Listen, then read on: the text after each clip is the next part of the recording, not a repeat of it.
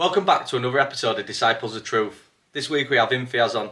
Imthiaz used to be a personal trainer. He spent time behind bars, which he shares a story upon, and then also he's a mindset coach now. So anyone that's struggling to get that performance, get the right mindset tools, is your man. This is a cracking conversation.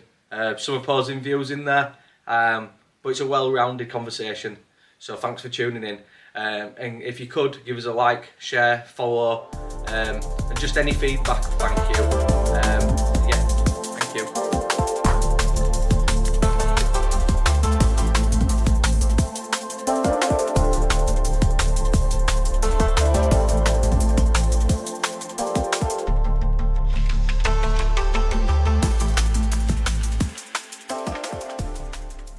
Here at Disciples of Truth, we're proud to partner up with Charlie's Apothecary. Charlie's got some cracking products. I mean, cracking. And to start off with, it'd be cordyceps, and it's the first product I actually tried at Charlie's. And it's a dual extraction, and cordyceps is renowned for natural energy booster, helps fight diseases, and it's great for sex drive for those that care to wish, and, and you can wish. But no, on a serious note, I don't like going to the gym. If you've got low energy, I don't like the pre-workouts. This is great with a few drops of water. Swig it down, swirl it around your mouth, and off you go. And it can be aided throughout the day. And then the next product we've got is my personal favourite, is the 4 blended salts. Salts gets a really bad rap through propaganda and doctors saying that we overuse it, when it's not true at all. To get the best salts in is one of the most natural ways of getting all the essential minerals into your body flow, so I'd give it a go. And it has Salinas del Carmen salt that originates from the Canary Islands, Fuerteventura, if you really want to know. It's one of the highest grades that you can have, and then it's got another three blends to go with. And the next product we've got, it really don't need an introduction. It's Shilajit. You must see it everywhere. It's got 85 trace minerals. It's good for energy, mental health, and clarity. And this is sourced from the Himalayan mountains.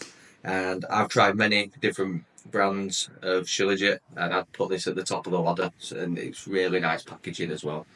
And then last but not least is the oregano. It's the triple extraction. This is good for boost immunity, gut health, lowers cholesterol, fights inflammation, it aids weight loss, and I've just personally used this. The house some of his family members got sick, and it kept it off, and I haven't managed to get sick through it. Same again, put in water, swirl around the mouth. Brilliant products. What you also get from these products is it's handcrafted. He puts a lot of time and effort in and his team. It's UK only at the moment until it expands more. So it's only UK only, postage and packaging. What Charlie also does is he grows his own mushrooms. So we know that they're tried, tested, and they're also for freshness. So hit the link in the bio and go check out Charlie's new website. So all his range of products is on there, and there's something for everyone. So yeah, go check it out, guys. So welcome on, Imthiaz. Thank you. Nice to be here, bro. I've been watching your stuff, and some of the guests that you've had on are interesting. So I'm gassed to be here, bro. Because I know we're not talking about your everyday sort of stuff. Yeah. Yeah. I like to get a more well-rounded view. I think also I'm trying to aim it as well as a lot of society's stuck in their head, and they don't know how to get out of that. So I was trying to find out where you'd start if you were in an uncompromised position, really. Like, if you were stuck in a day-to-day job that you hated, where would you be aiming at now to try and escape? And what tools would you be looking at? It's a good question. A lot of people are blind in the first place, okay? Yeah. They are uncomfortable in the current situation, uncomfortable in the current position, hate their fucking boss, hate the fact that they've got to ask for holidays, hate pretty much everything about their working life, but it's familiar, and they won't choose to do anything different because it requires some element of change. And change, as we know, can be seen as threat by the brain. But if you're in a position where you want to get out of the rat race, as it were, there are probably 3 areas. 2 of them lead on to the third. So I'll explain. So the first thing I would try to leverage is media, like you're doing basically. Yeah. Because media, social media, any sort of media is scalable. You can speak one to many. It's like holding a megaphone to the world. Okay, so you can get your message across, that sort of thing. The second thing that I would do, and it kind of couples with the first one, is education. Online education. Now, I mentioned that media is scalable. Education is more for legacy. Right. And your messaging, what message you want to put out into the world. And people will pay you to do that. If they buy into you and understand you and your philosophy, they will pay you to do that. Yeah. So they're the first 2. And then the next one would be some form of asset. Crypto, of course, but even things like property. Now, you've got to remember with crypto, unless you're trading on a day-to-day basis and you're trying to beat the markets essentially, as an actual investment and not speculation, you've got to have money to make money. Investments like that, property or crypto or index funds, they're designed to keep the wealthy wealthy. Okay, so when you have amassed a small fortune, 2 to 3 million, then go into property and crypto. However, that isn't to say that you shouldn't go into property now, you shouldn't go into crypto now, but just understand what you are doing. A lot of people, I think, as well, go into property, especially in the UK, and I think it's a fucking shite market, honestly. Go somewhere like Dubai, go to a market that's emerging, somewhere that's growing. Yeah, and Thailand maybe as well. Yeah, places like that, because right here, right now, you make money, whatever money you make, they'll just bring out a new law and tax you on it anyway. Yeah. So, hopefully that answers the question. Yeah. Yeah, it's difficult. I've even seen we worked on many projects, but we're working on the shared housing. Why can't I think of the name of them? Shared accommodation. Yeah, but what the HMOs. HMOs. Yeah. Yeah, we were working on them, and we even seen the prices would just dipping, and they were like trying to cut back on the labour, and like there's no money there. So you see that they're getting hit with it. Properties are going. Yeah, I've got clients now who are just flipping. So they'll get something that's run down, do it up, and sell it off, and then to repeat that process. Yeah. They're finding that that's better for the current climate. Yeah. It's overeating at the moment, and it's just propped up. I've been saying it for ages. It's gonna collapse. So we're not in a recession. It's in depression, isn't it? Yeah, but you got to understand markets go through cycles, and especially with the UK now with the whole digital ID coming into place, and you've got to think, okay, why is this happening right now? And right now, as I said, all markets work in cycles, and at the moment we're coming to the end of a fucking cycle. Now, the job of the powers that be, the people who are in charge, right at the top, and I'm not talking about Keir Starmer because he's just a puppet, I'm talking about the guys who are actually pulling the strings. It's time for them to extract. Yeah. So they use the workforce over the last 50 to 60 years to build up the country, to build up the economy, and now it's about extraction. Yeah. And that's where we are at the moment, which is unfortunate, but we all know that. So it's up to us to now manoeuvre within the game. Yeah. Well, that's the thing, and it's like what we were talking about off air is the fourth industrial revolution. It's coming in. It's here. It's fucking here, mate. It's here, and people are either you're gonna adapt to it and use it to your advantage, or you're gonna get sucked in and dismantled. Really. Yeah, I mean, they said the same thing about the internet when it came about, and it's like that's never gonna work. And in the beginning, it was all, sending an email was crazy. Yeah. Now you can't live without the fucker. Are you with me? So, and the same thing's going to happen. It's not something to be scared of. It's something to utilize. Whenever a new tool comes about, people see it as alien, and it's like, this will never take off. They hope it never takes off. Yeah. So I think with that, you've got to harness the power of AI. Every business should be utilizing it. Every human being should be utilizing it, or getting to know how to utilize it. Because if you don't, and you are kind of resistant to that change, you will be left behind. You'll be operating in probably want a better example than this, but you'll be operating in a digital world with analog tools and an analog mindset and an analog skill set. Yeah. And that way you will be at the bottom. You know? Yeah, well, there's opportunities, like, just to point out something that we're going through my mind is even using drones to be window cleaners on skyscrapers. Like, Yeah. that can wipe That- out all the paperwork, but someone can also... And that's what I'm saying. Like, so a window cleaner obviously hasn't utilized an actual window cleaner, or, you know, a bin man or whatever, hasn't actually won't have versed themselves in AI. Yeah, Okay? At that point, you are easily replaced by a fucking robot. yeah, Simple as. But as more people do go into AI and learn about AI and educate themselves and learn to use the tools, the workforce will move away from more manual stuff. And like I said, if you are still in manual work, you probably will be replaced at some time. Oh, yeah, 100%. You know, you'll become cannon fodder. So, yeah, and I think the next generation will be master AI prompters. And to be a master AI prompter, you've got to have great communication skills. yeah, To get an output from a machine that understands a language, you've got to be good at communication. yeah. So that's another thing. If you're an effective communicator, if you're somebody who can articulate themselves well and be clear and concise, then you're going to be able to utilize AI. Yeah, Even if it's in what will then be, or, you know, in the coming years will be a day-to-day job. Yeah. Well, you can even see, like, schools now, they're trying to push kids into coding because there's going to be that much of a mass. Yeah, but shortage. even coding can be done by AI now. Yeah, So the last 20 years they've been hot on coding. Well, a robot, a computer can do it now. yeah, So even that's the actual coding itself is going to be done by AI, but the prompt that you give it, yeah, you've got to have some sort of understanding and first knowledge Yeah. of whatever you're trying to ask the thing to do. But once again, that first knowledge is going to be easy to come by.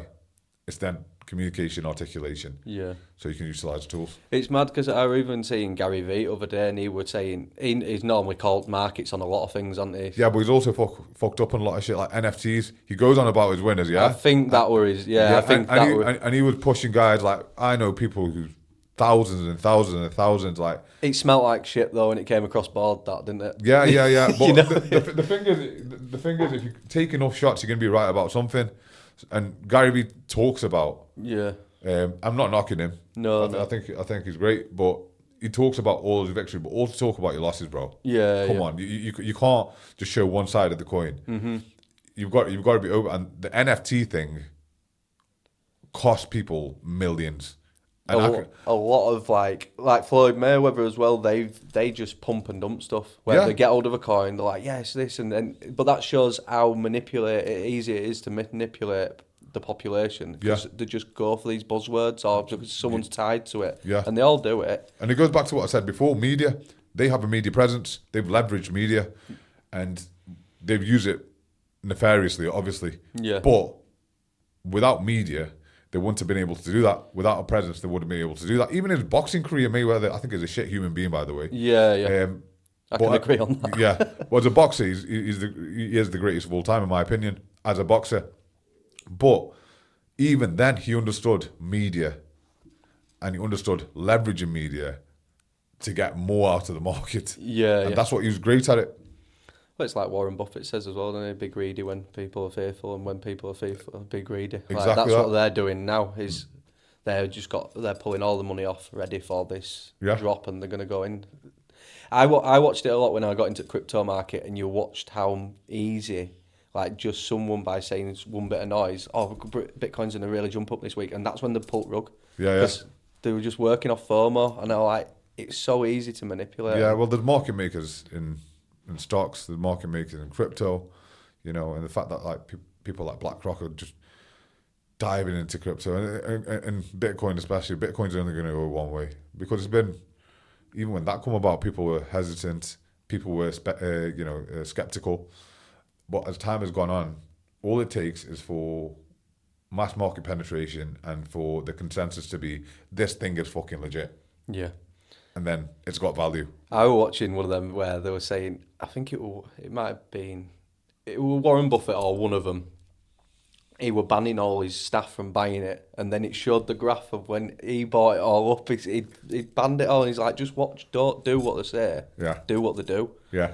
And it's so funny how people, like I seen the other day as well, they were talking about he eats McDonald's all the time, and they're like, well, it's good for you, and I'm like, no, he's a fucking mass shareholder in it. Yeah. He's gonna tell you to eat it. He needs you. McDonald's and a Coke. That's what he has. Yeah. It's crazy, isn't it? Because also, that's what I was touching on with the Gary Vee thing, is when all this AI and robots also come in, he's seen, like, you must see it as well, people are wanting that connection in person, and he reckons people start paying for people to just have interactions. Yeah, I mean, that's what I do. Yeah. I coach people. Don't get me wrong. Like, knowledge is easily accessible. It's ubiquitous. It's everywhere. You can type it into ChatGPT. You can type it into anything nowadays, and you can get the knowledge. But it's that human connection, it being delivered by a human, that is still valued. And I think it's going to become more and more of a valuable resource. And it goes back to the communication, articulation, connection. If you can do those things, and you can master those things, you'll have mass market share. And if you are a bit of a, what do kids call them now? An NPC. Yeah. Yeah. If you're an NPC and you've got no values and or you're not willing to speak about them, in a coaching space, in the consultancy space, you are going to be left by the wayside. I mean, I think there's people out there now that have done very well purely because they are willing to put out their views and their values and what they stand for and what they're against openly. And that's how you create attraction, and then people connect with you. And we are tribal by nature. Yeah. You know, we are herd animals by nature, and we need that sense of belonging. Now, this day and age, we've never been so connected but so alone at the same time. Yeah. So there's a market for combating loneliness. Yeah. You know, you see these run clubs pop up. You can run on your fucking own. People don't go for the running. They go for the connection. A lot of them become fucking dating fucking clubs, to be honest with you. That's what I've seen. But this is what I'm saying to you. It's like people would still rather, instead of sitting on Tinder or Bumble or whatever and swiping left and right, go to a run club and meet somebody in person.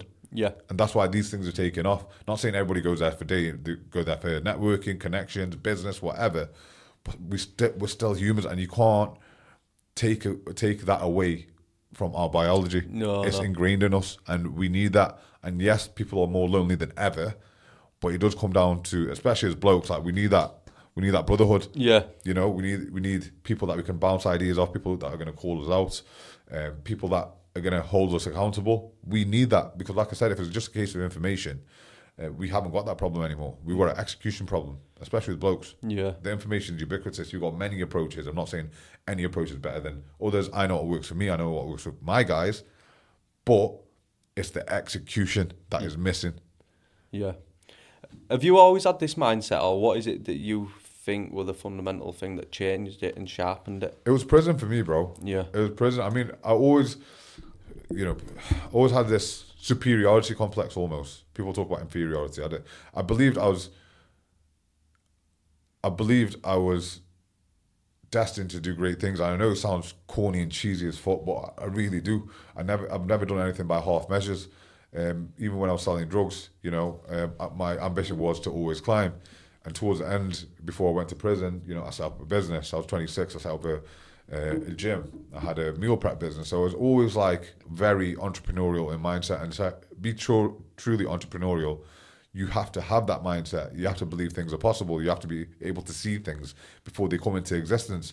You've got to be able to see things and say things when you explain it to the average man on the street, where they kind of think, shut the fuck up. Do you know what I mean? Yeah. You've lost your fucking mind. So I've always had that.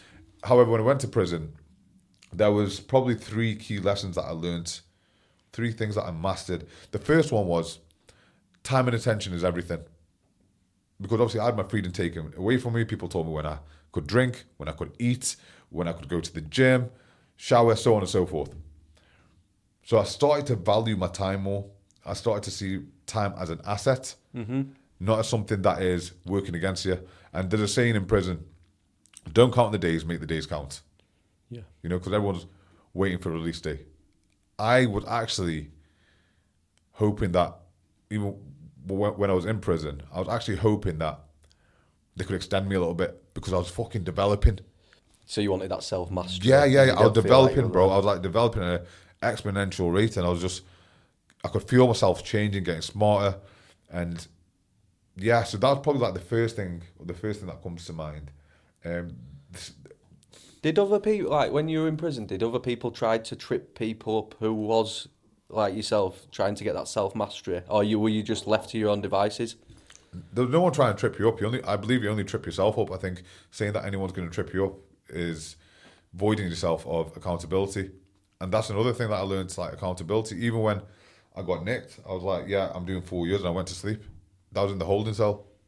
I put my head down, I'm going to prison for 4 years. You've got away with this for 10 years. You've got away with doing what you were doing for 10 years, and now it's time to fucking pay. I was never under the illusion that I wasn't going to go to prison. Yeah. I always knew at some point, it's likely, MT, you're going to end up in fucking prison. Yeah, your chances were high. Yeah, and so that didn't come by any surprise. And I saw people, even when I first went into remand, when I went on remand, that were going to the visiting room to meet with their solicitors with massive fucking files. And they've been in prison for 5 years, and they're still fighting it. They weren't fucking innocent. I'll tell you that now. But there's a lack of accountability and a lack of acceptance and a lack of surrender to your actual circumstance. Yeah. Once you do that, you take back power. Yeah. And for me, that's what's lacking nowadays. Well, it's that sporadic energy, and you're putting energy into something out of your hands when you can fully take ownership and work on what's here and now. Yeah, for And sure. too many people are fighting in too many wars with the self. Yeah. And not directing it to one focus point. Yeah. So, yeah, for me, it was like, and you know, it was a life-changing experience for the better. A lot of guys I'd see, and it'd make them worse. Check this for a mad one, bro. So I went to Dubai for a couple of months, and I went in July, and the barber I was using, he cuts hair from his apartment. So I've gone for my weekly appointment. I'm sitting there, and his next client walks in. I'm looking at this guy, I'm thinking, I fucking know you from somewhere. Because were you in Oakwood in 2020? He goes, yeah. And I knew him. I go, what the fuck are you doing out here? He goes, I'm on the run. For a big shipment. I was like, fuck you now, bro. But this is what I'm saying to you. And then you bump into people now and then. Your paths cross again. And the prison system is like a rotating door. And it's broken. It's overwhelmed. It's overpopulated. And the real issue is policing isn't done on outcome. It's done on KPIs. So we made 20 arrests today. Yeah, but they were fucking dog shit arrests. The arrests that didn't really need to be made. Yeah, you know. yeah. So they've got certain numbers to hit instead of outcomes. So, yeah. Going back to prison once again, it was like taught me complete ownership, surrendering to your circumstance, and only then you can do something about where you're at. Do you think also policing system know who the dealers are and don't go for them sometimes as well? Okay, let's take it right back. If you look at where the drugs come from, I'm talking hard drugs, even cannabis nowadays. It comes into the country, and you've got to remember people are being paid off to get into the country. Yeah. Are you with me?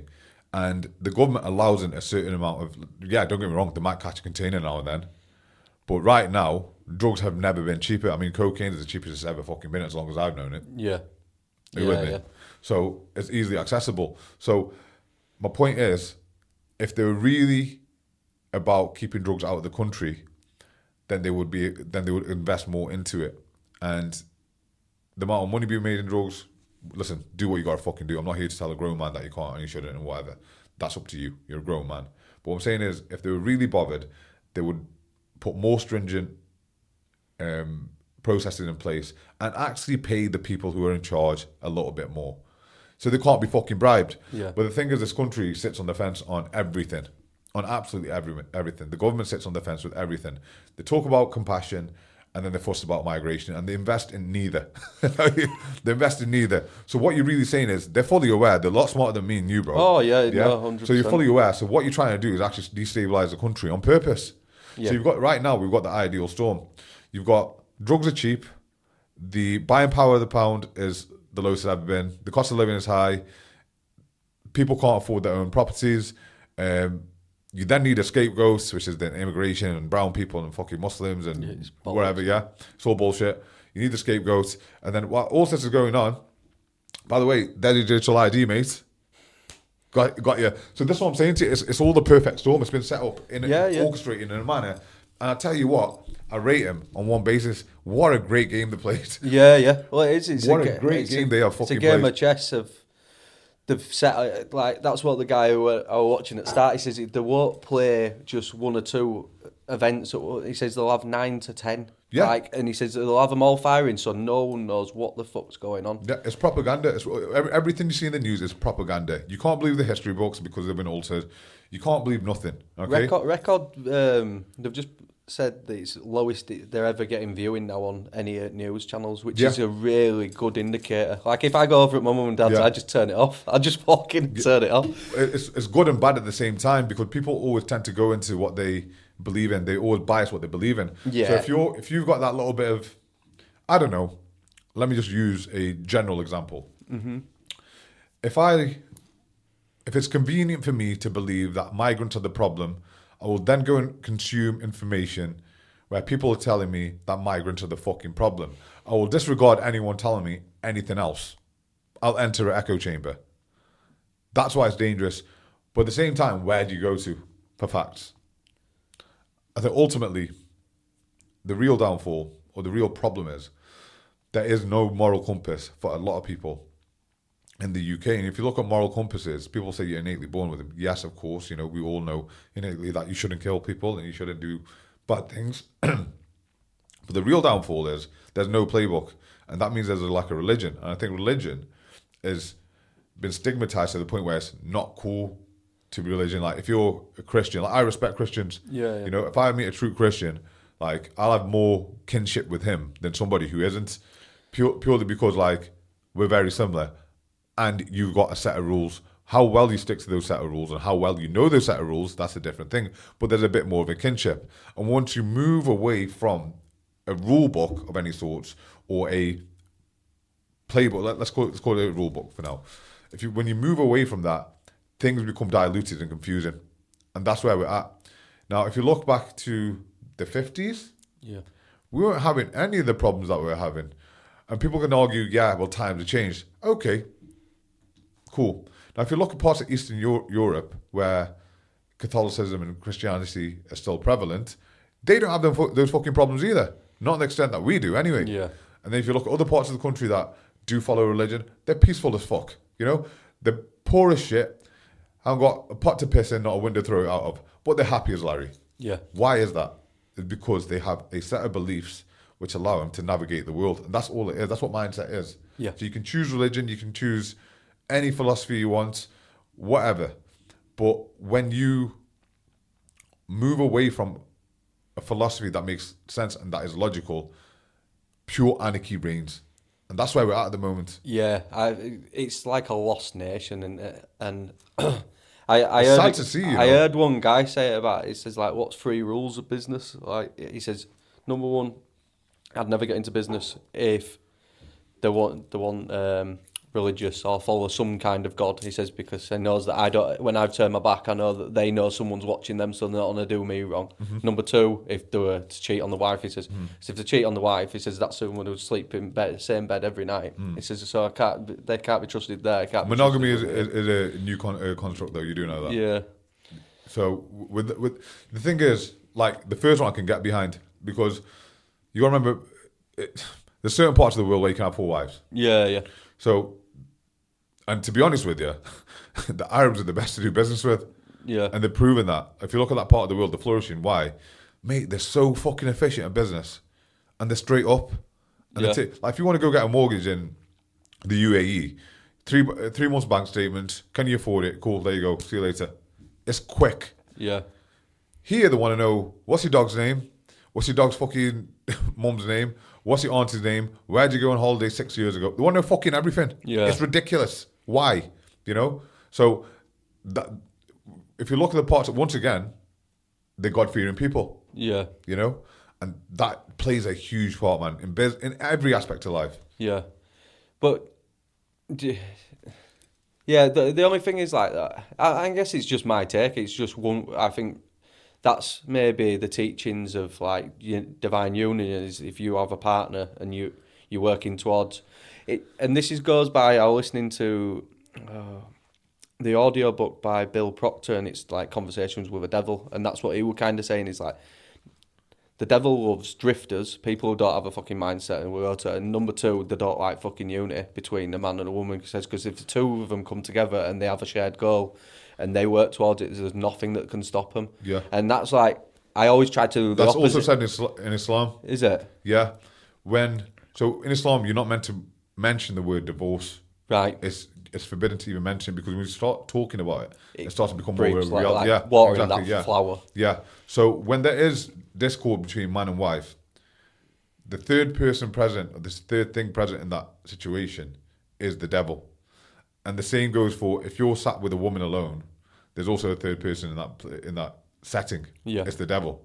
So I completely agree with that. Yeah, because I think that's what, like, when I was listening and he was like, having this conversation, he's saying, I'll do anything to try and get you off your step. Yeah, Whatever it is, I'll try to throw out and pull you off. And I like, and when you have watched power couples, when they get together and they both know what each other's roles is, and they don't take any noise outside. Like I've said before, me and Zoe have certain roles. I like cooking. She fucking hates it. Yeah. She does all ironing. I fucking hate it. Yeah. And people go, what? You do all cooking, and they like look down on me for it. I'm like, no, we have a set. We know how we work. Yeah. You work different. Like I'm not gonna judge upon you either. Yeah. It's knowing how it works, and don't let anyone try to fucking break that down. Yeah. Well, the best of men are the best of men are those who are the best of their wives. Yeah. That's what I believe. So if that works for you, bro, who's anyone else to fucking Yeah, judge? yeah. It's none of their fucking business. Mm-hmm. As long as it works. And that's it as well. It's not taking things personal. Like you're saying, don't let anything knock you off your stride and take anything personal. Because people are also only just projecting how they'd feel if someone outed them on that way. Yeah, yeah. And you got to remember, like, life's not personal. No. Life's just lifing. Do you know what I mean? Yeah. So it's people are very precious nowadays, and whatever, cool. That's not how I operate. Like, I believe I've got some of the thickest skin. You seem very direct, and you know exactly. Yeah. I'm very matter of fact, and very logical, and sometimes that hurts people's feelings because I'll say things and do things that people know are deep down the truth, but they're just uncomfortable truths. It's a trigger in it for people, but that's something for them. Like again, you've got to that point where you're not taking it personally. It's like for them to go away and go, why didn't that actually bother them? That Nothing's personal. Nothing in life is personal. You fucking end up in a box, mate, in a hole in the ground. Let go of your fucking ego. You're not that special. Nobody's that special. Nobody's a superstar to the extent where the immortal, like, bro, you're here for a very short period of time. I'm not spending more than 30 seconds about something that you said to me that I don't agree with. Yeah. Take for what it is and let it go. What's your main goal in life then at the moment? What's like... So my main goal in life... What's the next... You stuck you on me there, Craig. My main goal in life right now, and I like the way you asked that question because people change as you develop, as you go into different seasons of your life. Your goals will change. Right now, my priority is to build my coaching business. Yeah. It's and not for the money, because I've looked into success and what it means to different people, and I've whittled it down to 3 different areas. So you've got the achievement sort of success, so people who want accolades, money, cars, Don't get me wrong, I like my nice things. Yeah. Then you've got the second, power and influence. That's where I'm at the moment. And that's why I've gone into coaching, because I think with that, you can spread your message en masse, and I use media to do that. Yeah. And the final is affiliation. Those are people who deem success as being connected, family, so on and so forth. Okay, and now you can be a mixture of the 3. But for me, if I had to pick one, I'd be a power guy. That's what I deem success to be. Now, going back to your question, my job is to build out my coaching as a brand, so I can influence as many people as possible. Not so I can become a fucking multi-millionaire, because if that was the case, I'd be still selling drugs. Yeah. You know what I mean? There's easier ways of getting there. Honest, mate. Yeah, there's easier ways of getting there. I'll be real with you. Okay? Yeah. So for me, that's my primary goal till I don't know when. That's what it is right now. Yeah. And I think it's nice to be able to have the keys to give to other people for them to unlock their mind. And It makes me feel useful. Yeah. It makes me feel like I'm making a difference.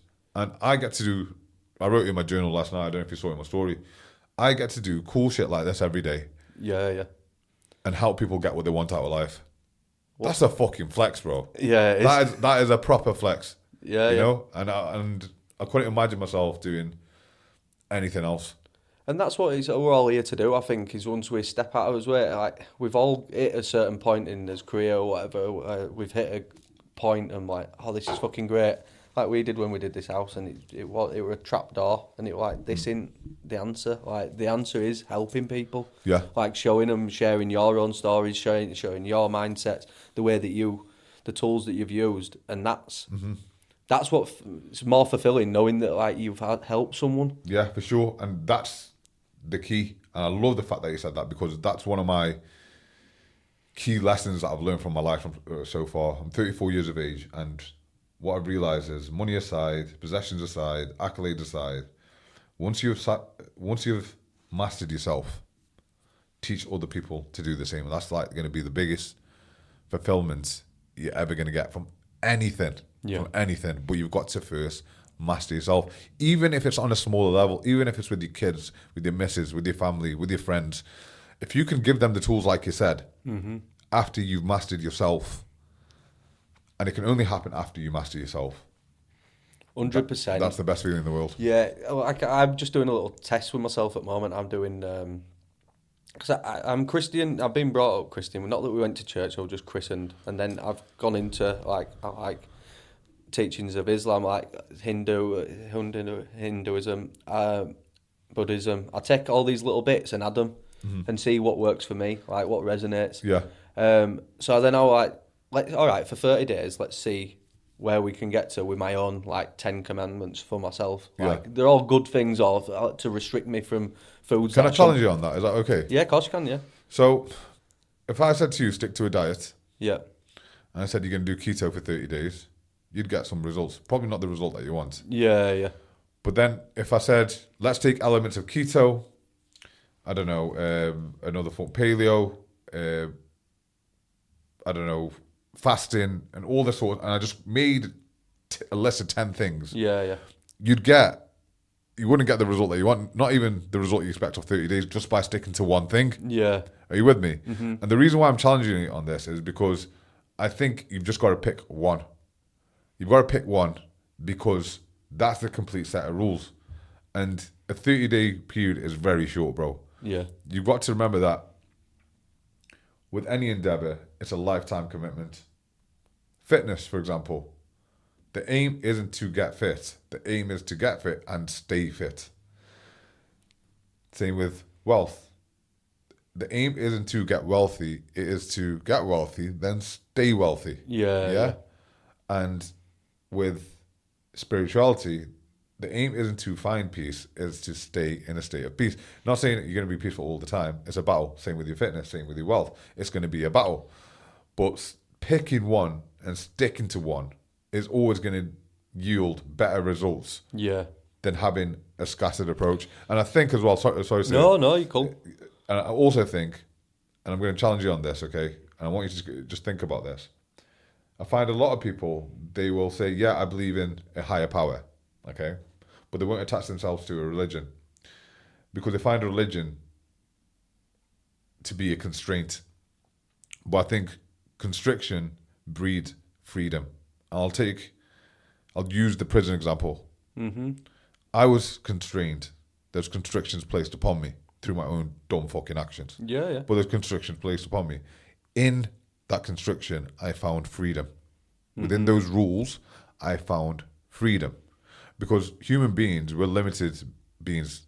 You know, we have limited comprehension and we don't know what's best for us. Yeah. 100% of the time. We think we do. So just on that basis, we really think about that. We need to have constrictions and rules placed upon us for us to achieve true freedom. And that's why people shy away from religion, because it is constraining. You can't do certain shit. But that's, for me, that's like a bit of a cop-out. Because if you're saying you believe in a divine power, a higher power, but I'll make my own rules up, do you really believe in that higher power?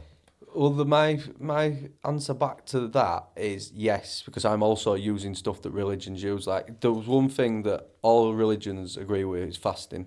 Yeah. And they all agree that it's a great thing. And that's one thing that I do once a week, or Okay. sometimes do extended fasts. And So- that's my own restriction of, yeah, I want to fucking eat. Yesterday, it were I hadn't done it for a few weeks, and it were torturous. Yeah. It were going through sickness or whatever. So I'm putting my own constraints on it. But I know there's a higher power. I've noticed when you do go through these fasting things, it's not just that your body's purging, and that's what it's kind of doing on a higher level. So you know that something's moving. Yeah.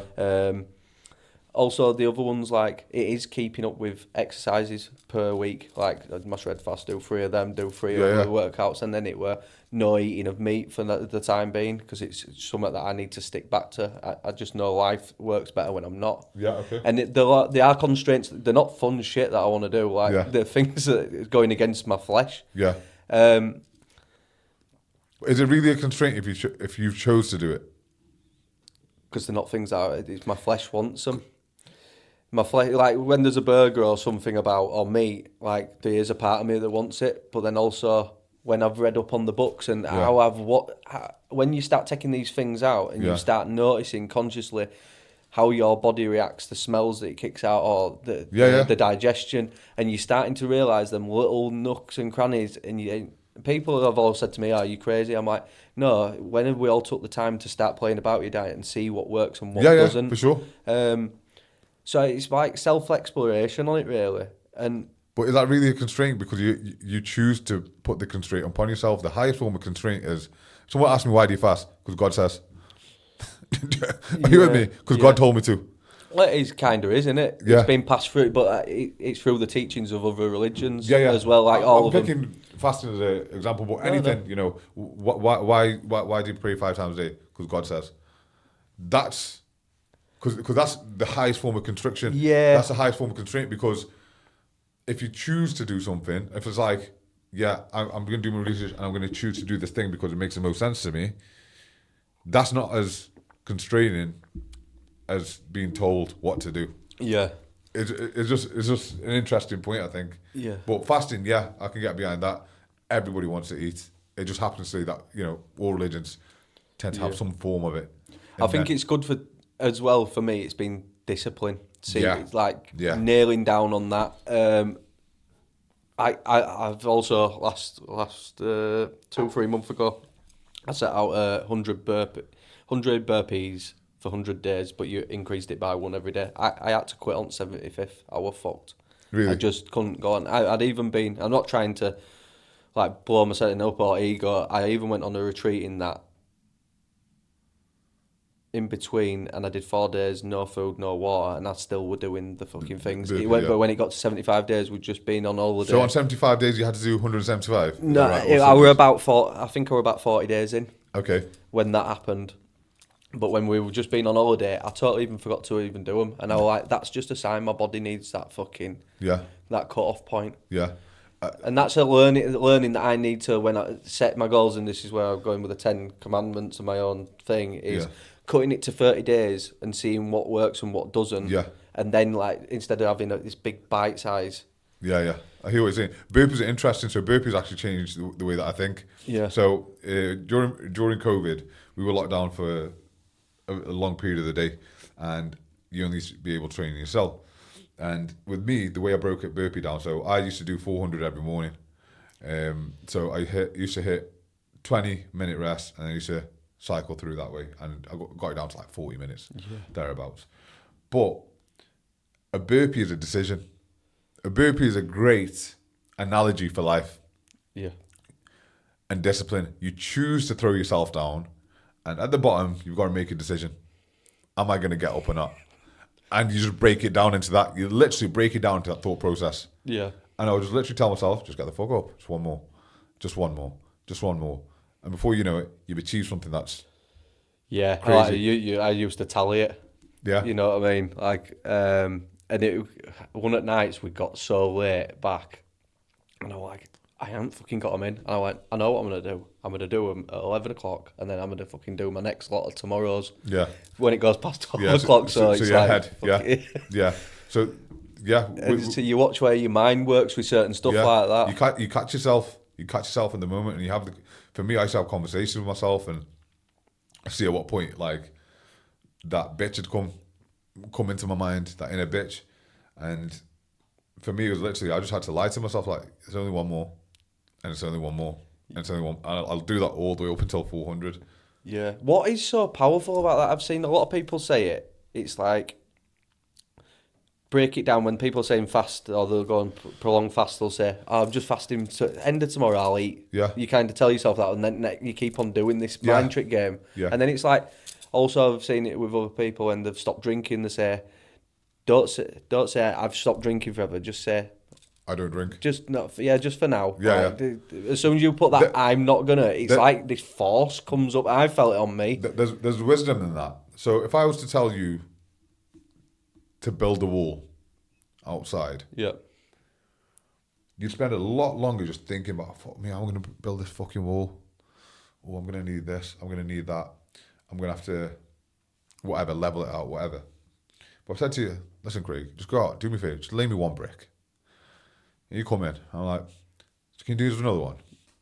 Can you do this another one? At some point, you might even say that you're taking the piss. I goes, all right, bro, listen. You're the last one. Yeah. And I'll just continue to do that. But if I told you to build me a wall, you'd tell me fuck off. And you've got to do the same with your mind. And that's what it is. When you think of this massive wall that you've got to fucking build, or this massive thing that you've got to achieve, it can seem daunting. But if you break it down into the smallest components, it becomes less daunting. And it's just a case of repeating that process. Yeah. So that's what I used to do with, going back to the burpee example, that's exactly what I used to do. That's what I do with anything.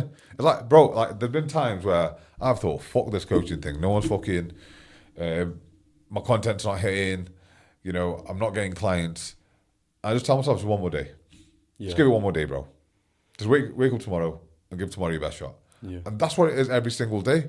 And then you see elements of success come in, and you start to sign up clients, and you start to do well financially.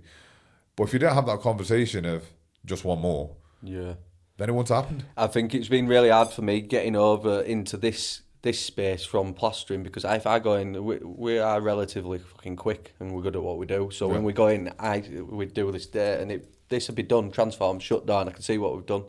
When are you doing editing, or you're doing content, or whatever you're trying to do, I'm always trying to write down loads of stuff. And when even if I got 10 done, but I didn't miss the 2, I'd focus more on the fucking 2 that I didn't get done. Good. And beat myself up. No, but good, you should. Yeah. And that's where a lot of people don't agree with me. Like, this is a competitive world. We've got a limited amount of time. Somebody who does them 2 tasks is going to beat you. Yeah. That's how I think.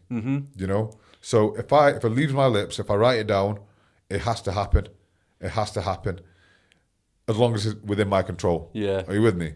Because, don't get me wrong, I'm not saying I'm 100% of the time. No. But I will beat myself up. Yeah. Because I respond well to that feeling, that sense of shame, or that sense of being an imposter. And that shows up in other areas, in other arenas. If I know I've let myself down, my confidence is going to be lower than somebody who hasn't in that moment. Yeah. It's going to be lower than a version of me that hasn't in that moment.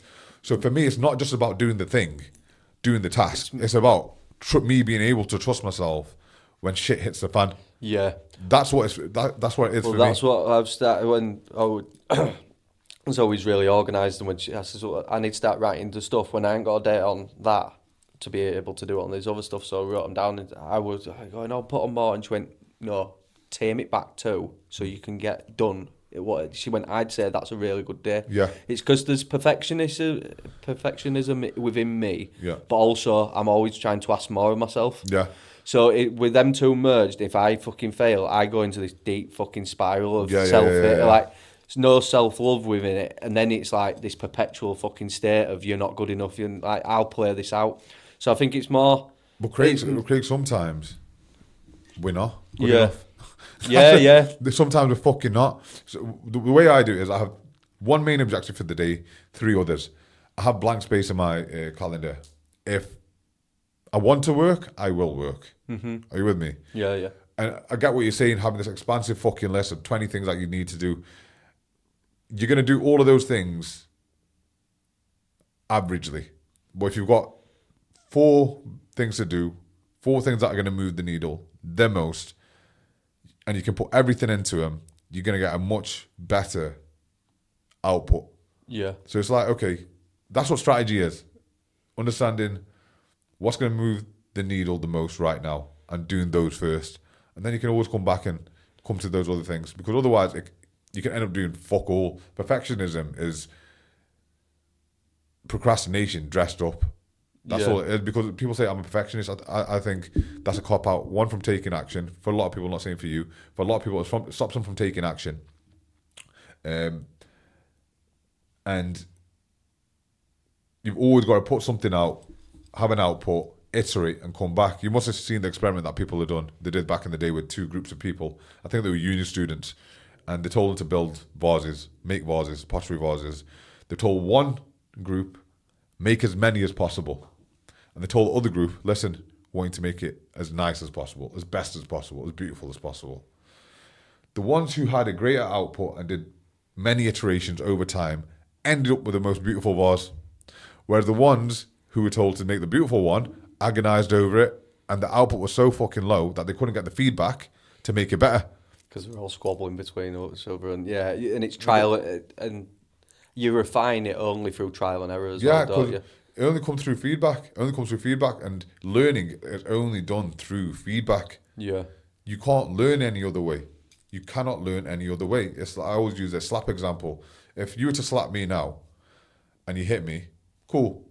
The next time you slap me or go to slap me, I duck. I've learned. Yeah. That's the speed of learning, and that's intelligence. I think Alex Hormozy coined it that way. That's intelligence. It's a speed of learning. Yeah. And for you to have speed of learning, you have to try in the first place Yeah. and get the feedback. So perfectionism, I get it, man, because it comes down to judgment. It comes down to judging yourself sometimes. Yeah. Like, what if I get this wrong? I'm going to feel like a failure. Just like me opening up on this today. Yeah, exactly. But this is the thing. Failure is inevitable. Yeah, so why yeah. do we shy away from it? When I hit a failure, honestly, this year I've created 3 programs.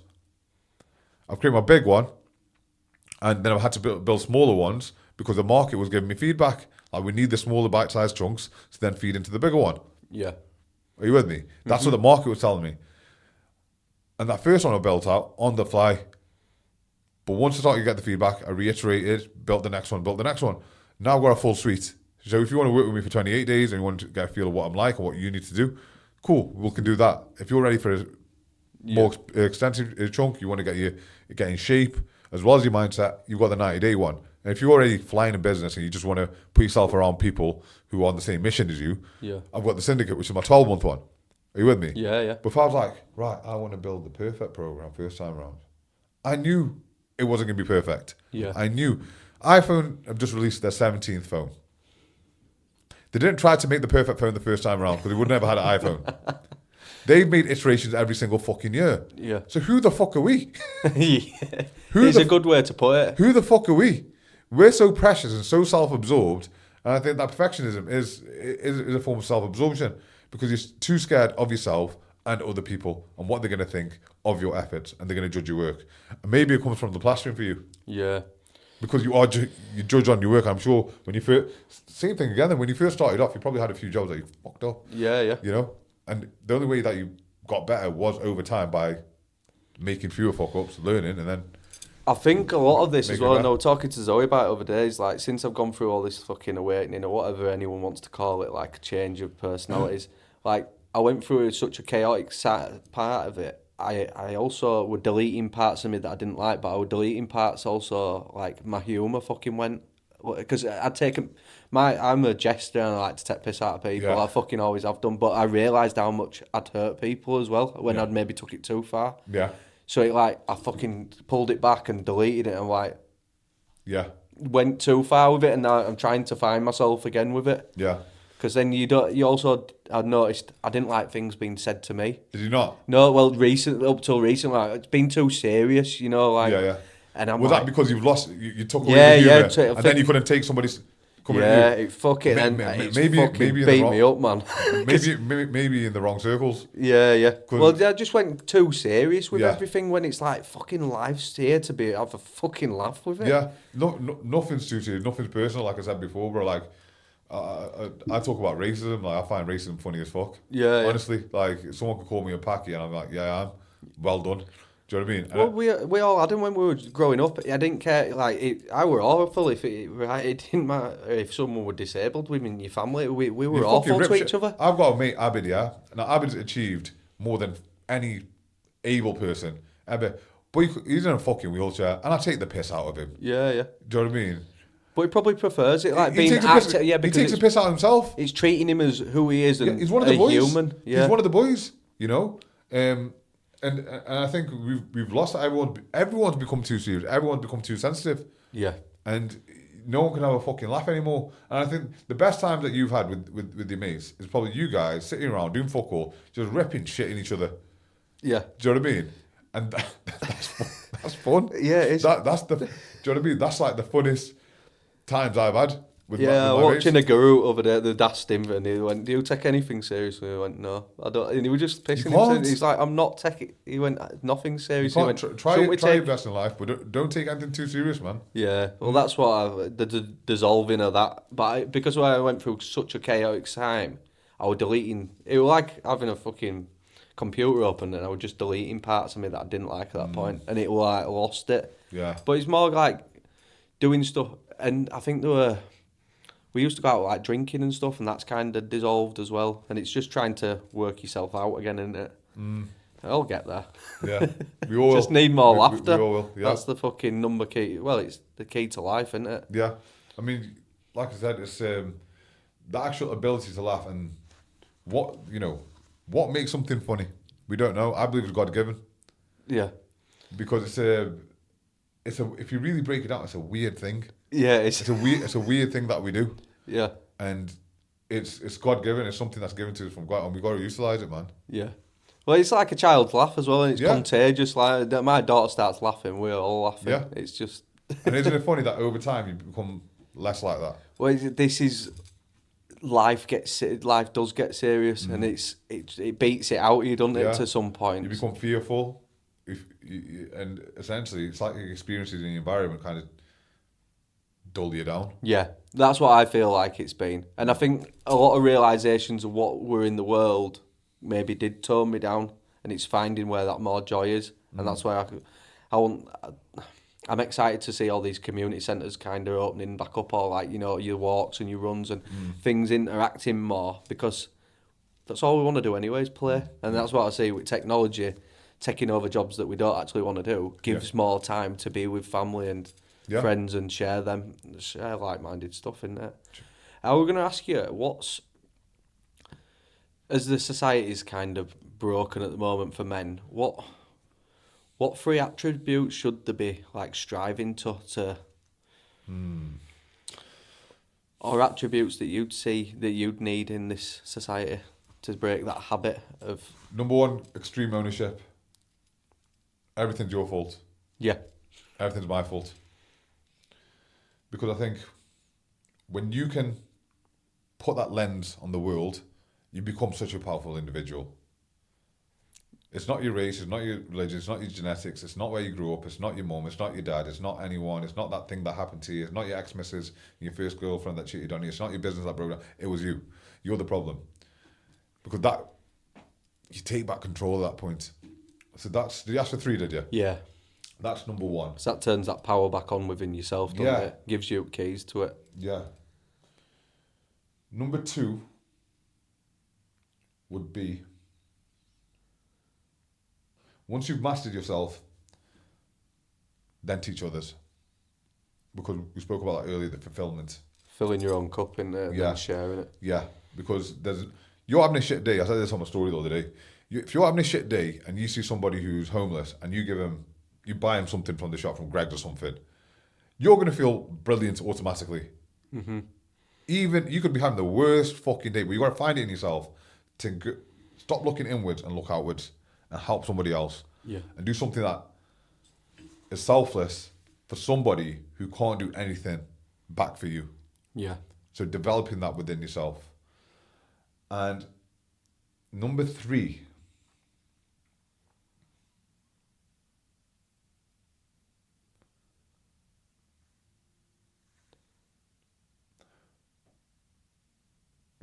would be, this is a difficult one. See, I thought you'd have chose like a religion or some things to believe in that's greater than you. It's that. And I ain't talking for you. No. We're talking about habits and things to do regularly. That would be one. That's something that I think finds you. But in terms of habit, it's like that's what it is. Number 3 would be that understand that life is going to be painful. It's going to be hard. But suffering is optional. The meaning of which you attach to anything is on you. I could leave here and crash my fucking car. Hope you don't do that, like. Yeah, and I hope you don't. I'd be pissed. But where my brain would go is like, what's the benefit of this? Maybe I could have got into a bigger crash on the way home. Maybe I could have been killed. Maybe whatever, you know? I've learned something about the car. I'll try to find something positive in it. So bad things are going to happen to you, or things that you perceive to be bad, should I say. Things that you perceive to be bad are going to happen to you throughout your life. It's the meaning of which you attach to it. And it goes back to the whole, you know, inner child work or whatever, and that sort of stuff, and trauma, like we spoke about off air. Everyone's traumatized. Everyone goes through some sort of trauma. Why do we give it so much power? And I think once you attach a meaning to it, which is beneficial, and you might have to walk reality, you might have to lie to yourself, you might have to delude yourself. But if that benefits you and makes your life less sufferable, then do it. Because when you are in a state of joy, when you're in a state of gratitude, you are a much more valuable asset to the world and the people around you. Yeah, because going on to that as well, do you think in a child work or trauma, being traumatized, do you think that shapes your life, or do you? When you say in a child work, can you please explain this to me? Like in a child work, like stuff. Say right, I'll tell you the one for me. One for me was a family. We used to go up to this caravan park, fucking Barmston, years ago. Yeah. And I got up on stage, and we were receiving these awards, and I'm dressed as an Indian, some little yellow wife front. Yeah. And I peed myself on stage, and I remember that back. Yeah. Like, but then as you were talking, then I realised what it is. Like, just like people can trigger you, and that's a good thing. I know we see it as a bad thing sometimes, like, oh, take things personally. Yeah. But that trigger is also something to overcome. So now I see it as... What are three benefits of that happening to you? It's something for me to overcome. That's what I'm looking at, is like, that's something, but it's a challenge. It's made it hard. It's made it harder for me to focus more of my energy on it. Or you can be the bitch, like you says, you can turn your back on it and go, I'm never going to face that. Yeah. But that's what life's game's about. Yeah. It's about challenging the things that scare you the most. Okay, so I want to dig into that a little bit. So, yeah, that happened. Sound. Most kids piss themselves. Okay, cool. But you did it on stage. Yeah. Right. What happened in that moment for that to happen to you? What caused that? If we use it as feedback and we look at the situation, what happened in that moment for you to? Well, we're about 6, so I'm guessing it would probably been embarrassed, because I never like getting up in front of people, loads of people in a group, and probably needed a piss as well, same time. Okay, so number 1, go to the toilet if you can go on stage. Yeah. That's one positive. Yeah. What you need to do is get in front of as many people as possible, because what's happened over time is you believed that is you. It's not. It was just a moment in your fucking life. Get in front of as many people as possible. Mm-hmm. Sign up to an impromptu, improv class. Fucking do that. That's just feedback, bro. Yeah. And then, because the thing is, life works on receipts. Whatever you experience in life, you've got a receipt for. Okay? And sometimes you look at your receipts and think, that's how it is. You need to kind of go the other way, completely the other way. Think of it like a balance, like a bank balance. let's call it confidence for now. Yeah. You fixate on that moment in your life and that deducts from your confidence balance. We've got to get you back in the black. Mm-hmm. How are we going to do that? We're going to have to do things that confident people will do. Yeah. Okay. You've got your podcast going, you're on social media, get in front of people. Choose to do something which involves you doing that exact thing so your brain can relate a different outcome to the same scenario. It's done. Yeah. At that point, it's fucking done. Because there's no point me and you sitting here and you then going away thinking, I've got to think about this thing. Take the fucking complete same action again and make sure it's a different fucking outcome. And that's what I said to you before, like, we can sit there and think about stuff. Mine is brute force in action. We've identified what the issue was. You're in front of people. It made you feel nervous, made you feel a certain sort of way, and that happened to you. Cool. Let's do it again. Yeah. Let's iterate. But yeah, I guess it's like saying Cristiano Ronaldo didn't turn up first game he ever played, and like absolutely fucking. No, he didn't. But it took, like you're saying, action and repetition. Yeah.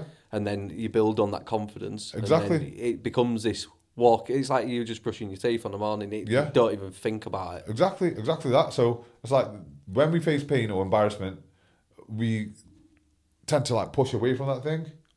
Me personally, I'm going towards that thing. That's where I'm weak. That's a signal for me where I'm weak. Yeah. And it could be anywhere. It could be in your personal life. It could be a certain exercise in the fucking gym. Yeah, it's great that you said that, because that's like what I used to hate. If I'd hate chest press or whatever, I'd make it my bitch. Like the burpees, I hate them doing, but it's like the more you do it, the more confident you are. And once you master that, any other things that are lingering are going to become a lot more manageable. Yeah. And you'll be able to conquer them over time, bro. So I'm going to get you to make a commitment on camera. Yeah. When you're speaking in front of people. How can you facilitate that? What did you say that I've got? What can I go on? You can do like an improv class. I've never done one myself, but it's like what I've heard they're like is you get on a stage in front of a random room of people. Yeah. They give you like, I don't know, that lamp. Yeah. Right. Talk about that lamp. Do something, make that lamp funny. Yeah. Are you with me? Yeah, of course. So once again, it's just getting used to doing the thing with a different and attaching a different outcome to it. Tell you what, next week. Yeah. Yeah. Yeah. Yeah. Watching that, guys. Next week. Yeah. That's all you need to do. Yeah. And then I it'll be uncomfortable. And like you say, I watch in my mind. It's like say a month, and it's like by a month that'll seem like a giant in the Why room. not today? Why not after I go? Yeah, if I can find one. There's a lamp there. Do it to the camera for now. You don't have to put it up anywhere. But this is what I'm saying to you. The fact that you've done that, it'll make you want to do the thing in a week's time. Yeah. It's you've got, like, what I always say is reduce the time. Like, I'm really fast. Anyone I've worked with, anyone who's coached me, anyone who's given me any strategy, they are shocked with how quick I implement something. Like, I'm not learning for mental masturbation just to fucking learn the thing. I'm not learning for entertainment. I'm learning to apply. And the speed at which I apply, not blowing my own trumpet, but I'm fucking fast. I'm literally fast. Like, I've done trainings before with other coaches who've taught me things. And as they're talking, I'm doing the thing. And before you know it, I've done it and I've sent it to them. And they're like, what the fuck? Yeah. Because I'm not sitting on that knowledge. I'm not sitting on it. I want to implement it so it ingrains within my brain. The same with any belief system. You've got to do it fast. You might lose the motivation to do that in a week's time. Yeah. Don't leave it a chance. Know your brain. Understand your brain. I understand my brain. Yeah. And that's why I'm very direct and matter of fact. And sometimes I can seem uncompromising. And sometimes it might come across as like I have no empathy as well. But it's not that. I know what works. You're focused on the target. Yeah. I'm here to give you solutions, not to fucking stroke your back and tell you it's going to be okay. Yeah. I'll do that for a second. But listen, we need to fucking move. That's how I operate in life. And I understand that can be difficult to be around. But when you've got somebody like me in your corner, and I value people who do the same for me, when you've got somebody like that in your corner, you're a much more formidable force. Yeah. I honestly believe that. So you just like to focus on one task per time as Yeah. well? Because that's... I'm in a course at the moment, and that is... I get a lot of procrastination, but my mind is like a fucking ping pong ball machine. Yeah. Like, it wants to do everything at once, and this is what I'm trying to tone back now, is try to focus on 2 or 3 things rather than fucking loads. It's accountability as well. Like, I've got my own coach. Yeah. I've got somebody who holds me accountable. I've got a group of people that, if I make a commitment in that group to do something, there's no way I'd rather die to come back and be like, I haven't done it. Yeah. Because I chose the fucking goal. It's not No like one else, It's not yeah. like in school they said, "There's your fucking homework. Go home and do it." It's not that. I said what I was gonna. I called it on. Yeah. I called it on. So if I've called it on, it's gonna happen. Being impeccable with your word, isn't it? Yeah. And that's going back to what I'm doing with the commandments. And the things that I've been doing anyway, the fasting, the eating, the more that I get impeccable with my word is the more that I build up my self-confidence, because your trust. Because when I went through all this change and I were committing I were over-committing. Yeah. And that's what really knocked me down my trust within myself. Yeah. Is because I were overreaching and I couldn't fulfill every promise. Yeah. This is where I'm turning it back and then building myself up to the where I actually trust everything that comes out of my mouth. Here's a question for you. What do you value more, results or the way that you feel?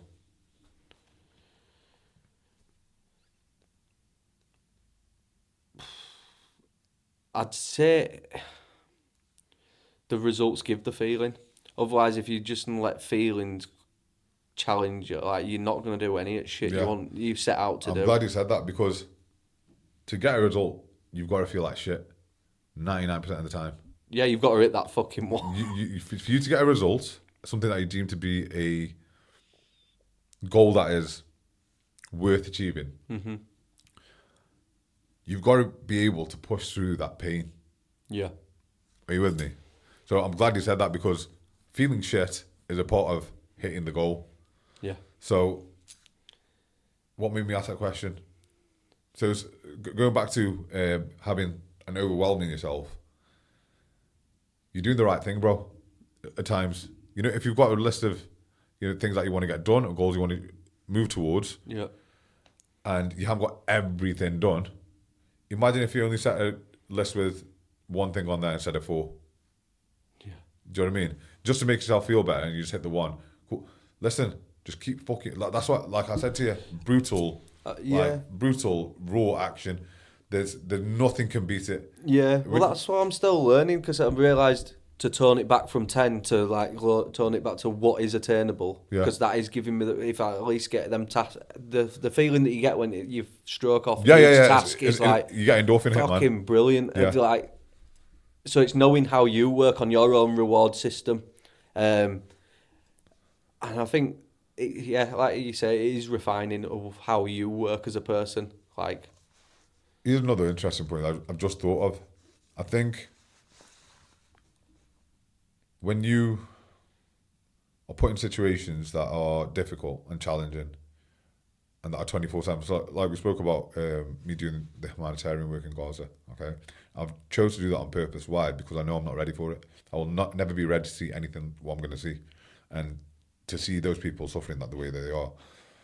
But what that'll do to me, and prison did the same thing to me, is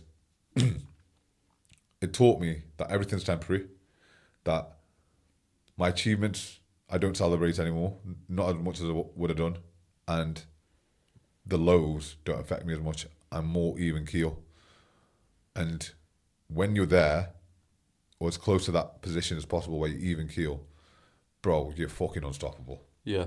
You know, it's not as much can you take a loss, can you take a win as well? Can you learn how to take a win? Yeah, and not be fucking all up in your ego. Yeah, and get complacent. So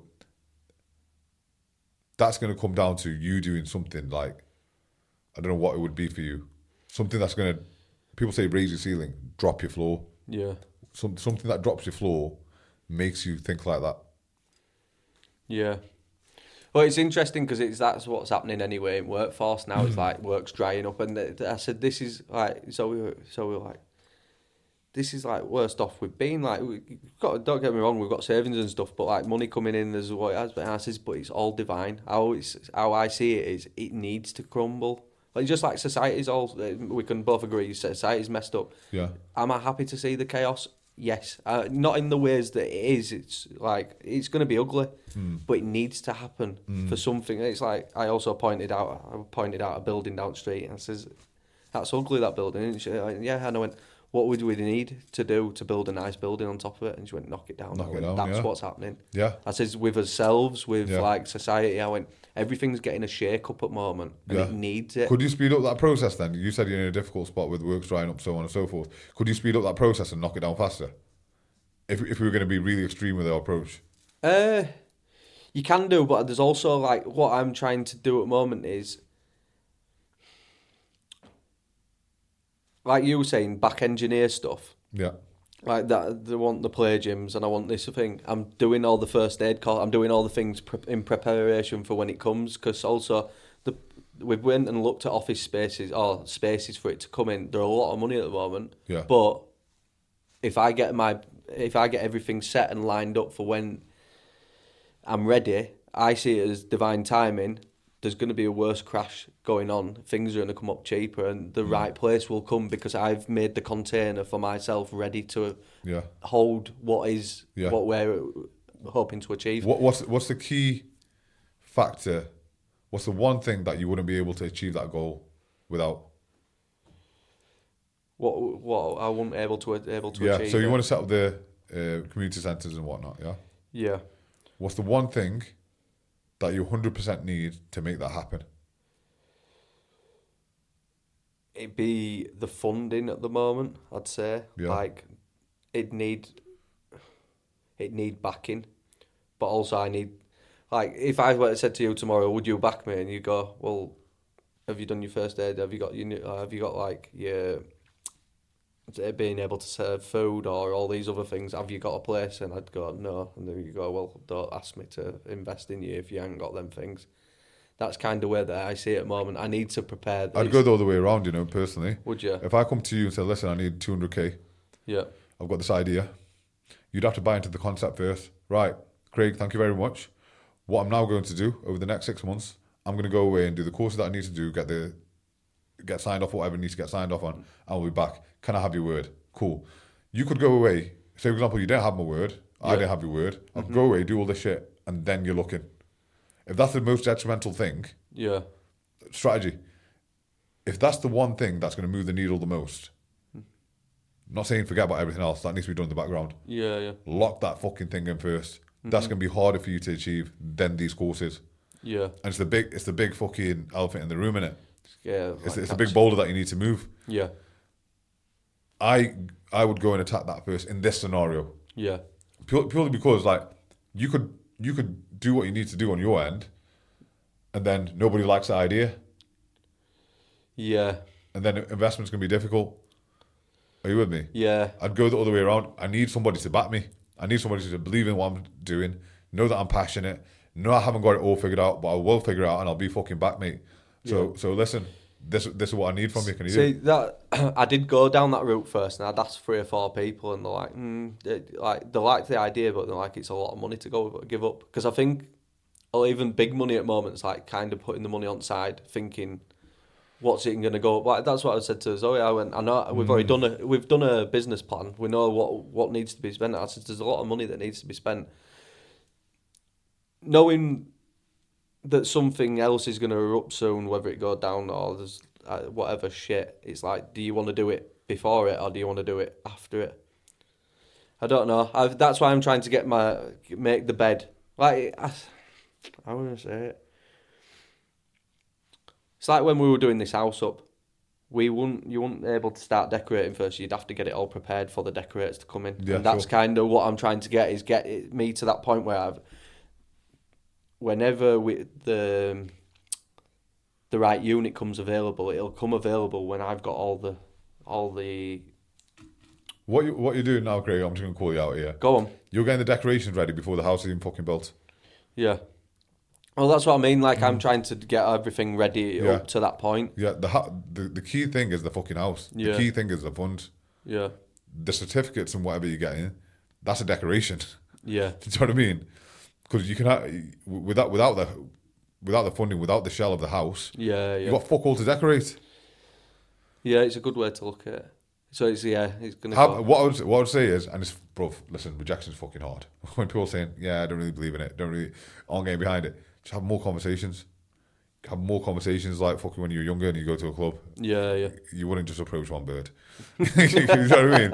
You'd approach a few. Do you know what I mean? So this is what I'm saying to you. It's you can negate another Hormozy quote. You can negate any possibility of failure through sheer volume. Yeah. No, I agree with what you're saying there because it's. I think you'll get it though. Nothing's. Yeah. No doesn't mean denial. I think Bob It Proctor. means not right now. Yeah, it's Do you just know what I mean? like, but it's also to build up your character, taking them no's. Yeah. It's like, for example, people don't buy when you want them to buy. People buy when they're ready. People don't invest when you want them to invest. They invest when they're ready. The fact that you've had the conversation now with these people is great. Follow back 6 months' time. Listen, what you're saying. Yeah. Do you know what I mean? And in that meantime, this podcast can be great. I'd like to see you do more on social media. Yeah. Just to get yourself out there because, like I said, media and personal branding and content is just like it's a lever that you build over time. And the longer you go on, the lengthier this lever gets. Yeah. And the amount of input you have to put in to get an output is like it's a no-brainer. Don't get me wrong, it's a long build. Yeah. But I think like the business guys that I'm working with, the guys who are in business, a lot of them like brick and mortar businesses. They haven't got much social media presence, and once they do put themselves out there, like Harris is an electrician, client of mine, had no social media presence, and he's just landed his biggest job ever. 3 months into putting content out on a retail park, and that's his biggest job he's ever had. He's been in Sparky for like 12 years. Yeah. Fucking, what, you tell more people about your shit, Yeah. and you make more money. Duh. Do you know what I mean? So Yeah, you need to be seen, don't you? yeah, and that's the world that we're in right now. So I'd leverage that definitely, man. But I think what you're building out and what you hope to build out is a fucking great idea and it's needed, bro.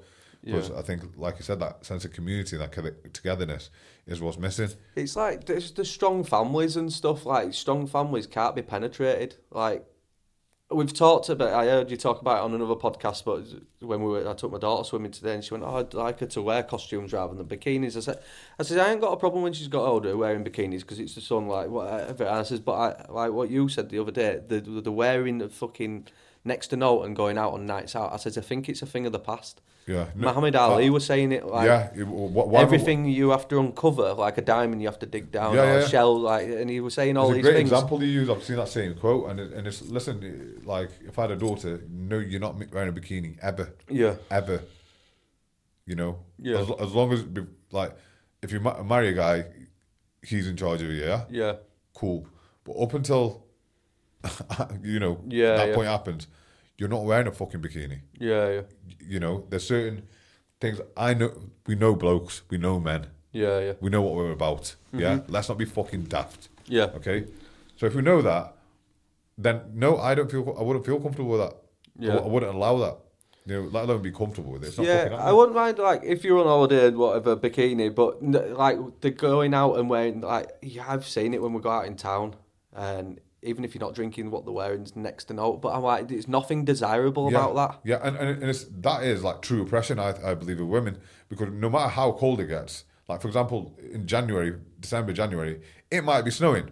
There will still be a girl in a town centre freezing her fucking tits off in a miniskirt. Why? Yeah. Why?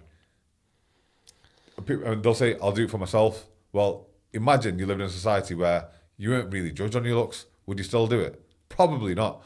And people say that, and it devoids the fact that we are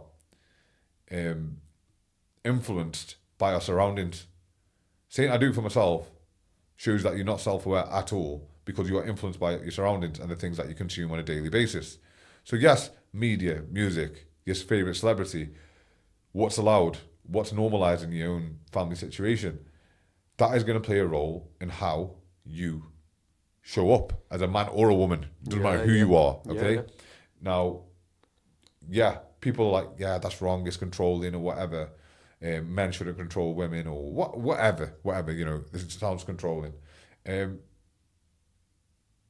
Every human being is controlled. We're controlled by the UK government to some extent. Yeah. You know? So, and sometimes control gets confused for standards.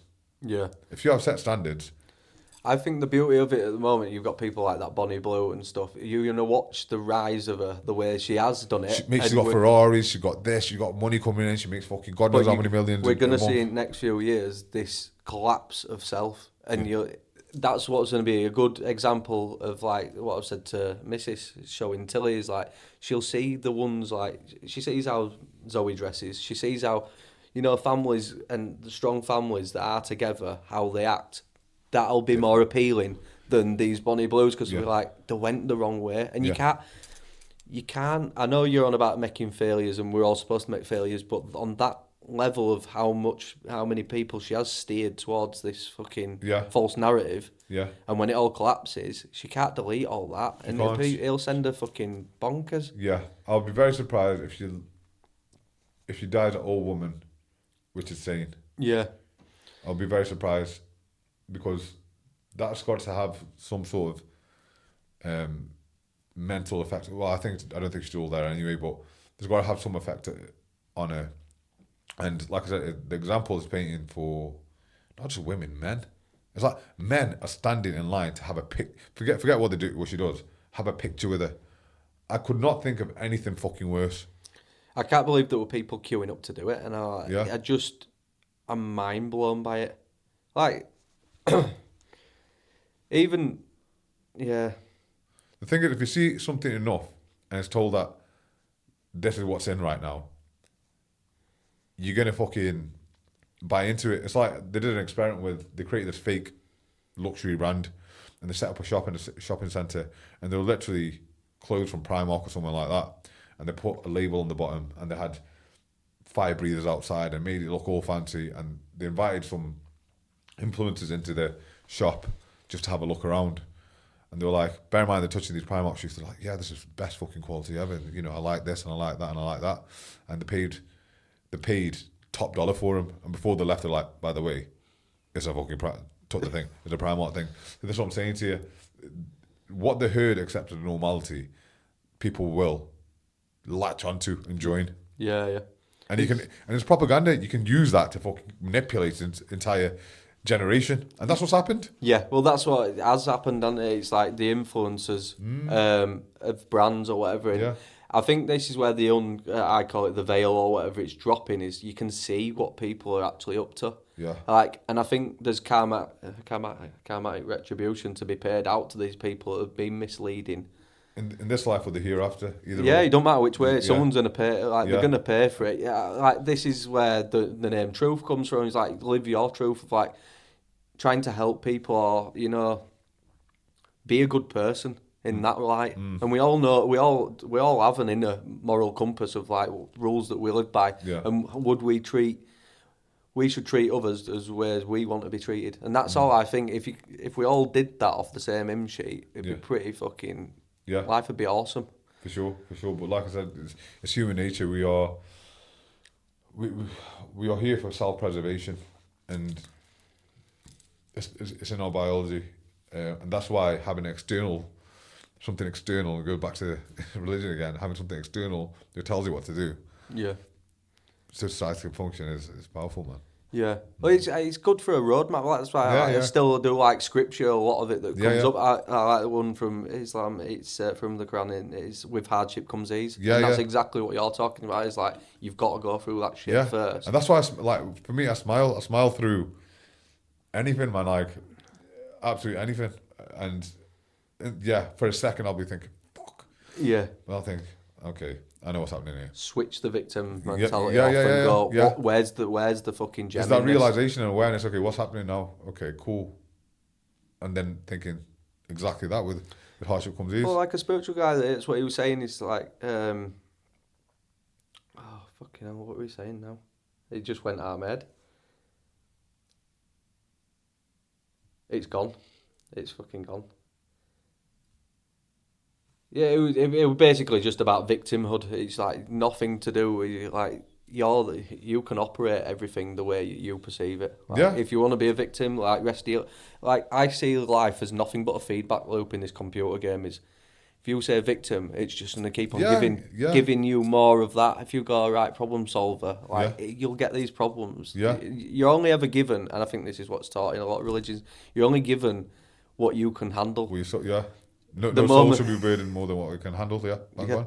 And it's part of empowering your mind how to overcome. Yeah. So if you look at, just going back to the religion again, is if you look at, I just know about the Abrahamic religions. Yeah. They are, if you look at their books, they are manuals for personal development. Yeah. If you like in Islam, because obviously I'm the most familiar with that.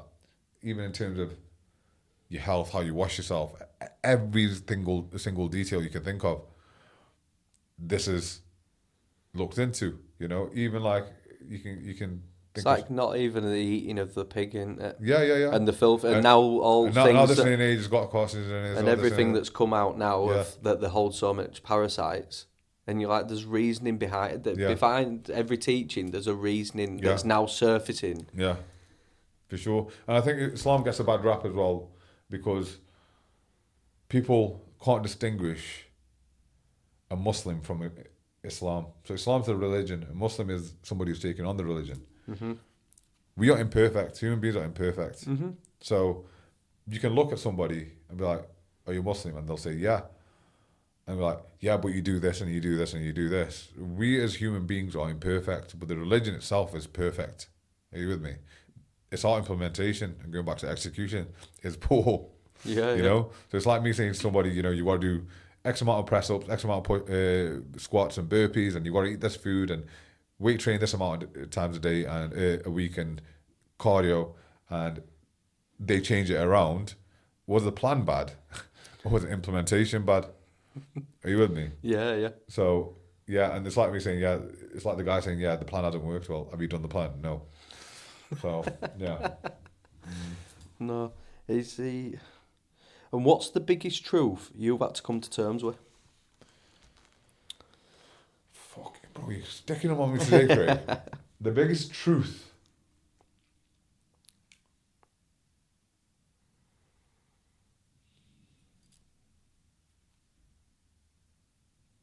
The biggest truth I've had to come to terms with is death is guaranteed. I think once you come to peace with that, you realise your true purpose and you start to move in the same manner. Is that like what you were saying earlier? You haven't got that much time here. We haven't. And our souls are eternal. And this is a blink of an eye. Literally. Yeah. Even if you look at it from a scientific level, the soul, what is it? It's energy, essentially. Energy can't be created, it can't be destroyed. Mm-hmm. So if we are energy, and people will agree we're energy, Yeah. okay, so we can't be created, we can't be destroyed, we've only created once, okay? This time here is very, very short, and there's something coming after. Yeah.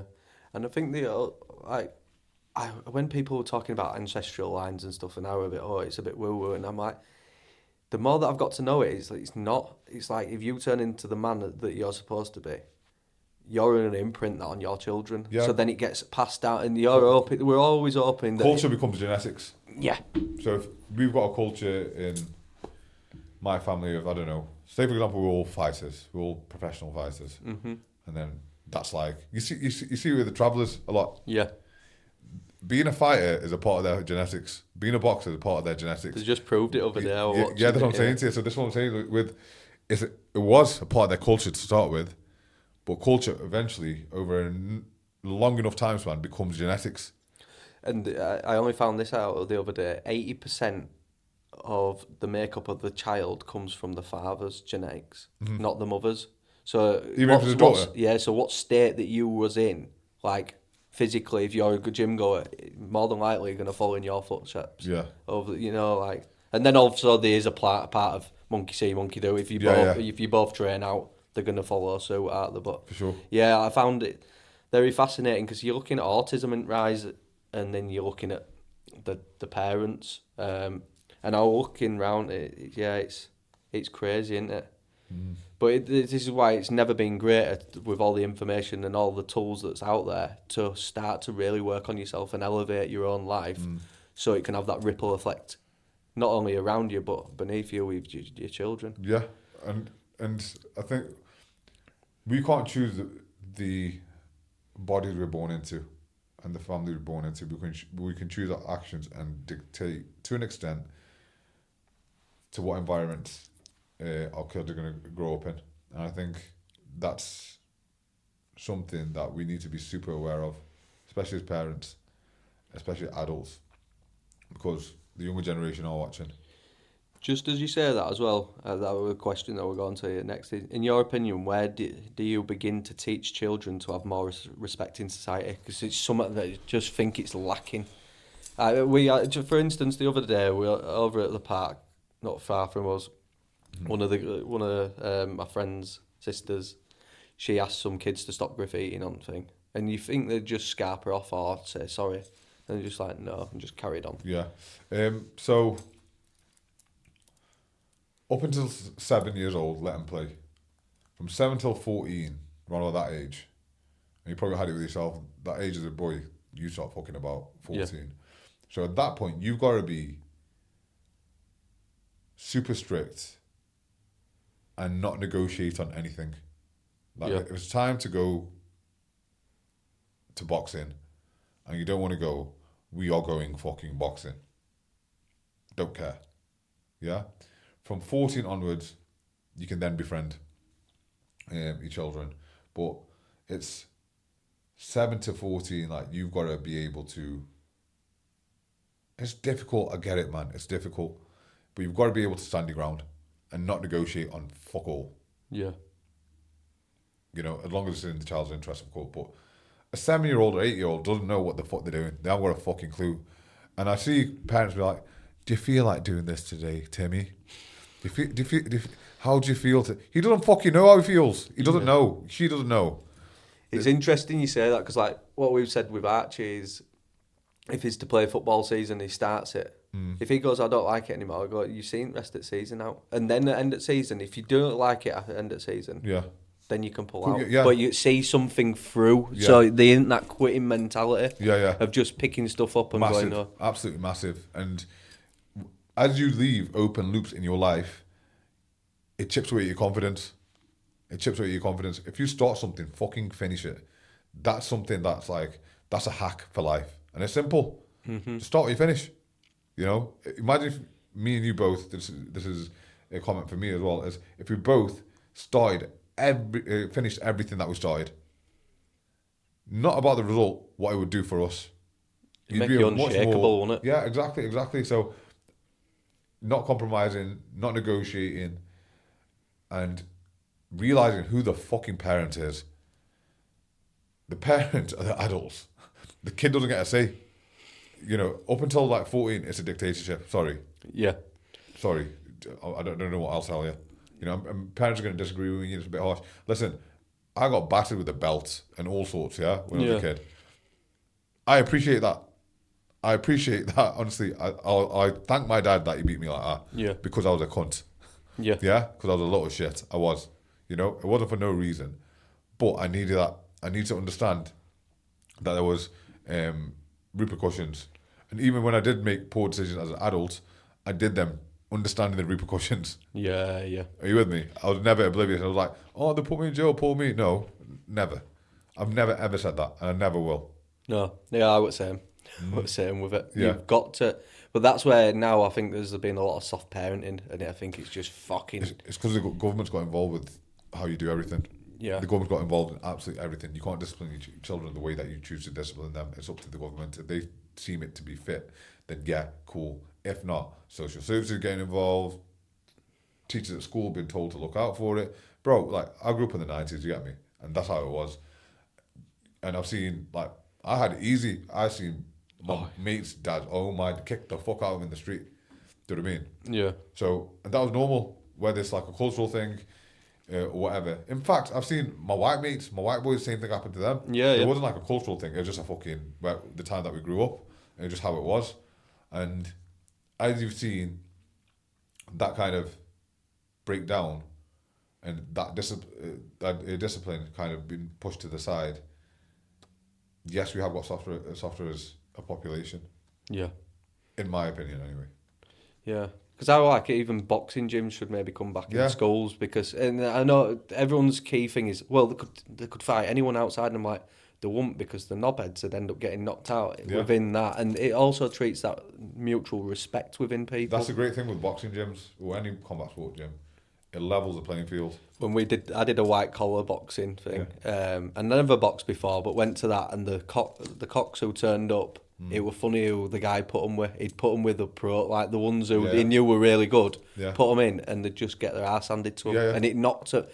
It made them just humbles come you, away, and they're like, it humbles you, and I think that's what's needed. Like an environment in a place where it doesn't matter what background you come from, doesn't matter how much money you earn or your parents earn, colour of your skin, whatever. You're in there for the same thing, no matter how experienced somebody is or inexperienced. Like, I've had my arse kicked by a young lad. I only took boxing semi-seriously last year, and I got my arse handed to me in sparring, and the first thing I said to him was, "Thank you very much." Do you know what I mean? Because you need that, and he understood as well. He understood that I needed that as well. yeah. So, yeah. Yeah, thank you. So, just want to wrap it up now. Who are you aiming your courses at mainly? So my programs are. So I've got 3. My flagship program is for men who are running businesses, established businesses, but need that community, and also need guidance, dealing with the fitness, dealing with mindset, business. The 90-day hard reset is more of a fitness-based program, an organisation, and the 28-day reboot is, I normally tell people to start there, because a lot of the time most guys lack discipline, and that teaches you discipline. It's 28 days, it's a short-term sprint, and you get a bit of a feel of what it is that I do, how I work, how I coach, and then we can move from there. Yeah, get a bit of momentum going. Yeah. Yeah, no, cool. Is there anything else that you'd like to add for the listeners? That's it. Find me on Instagram. You'll leave it in the description, I'm sure. Yeah, I'm not going to bother spelling my name because it's not your typical British name. But yeah, thank you very much, man. No, thank you for coming on, man. Cheers.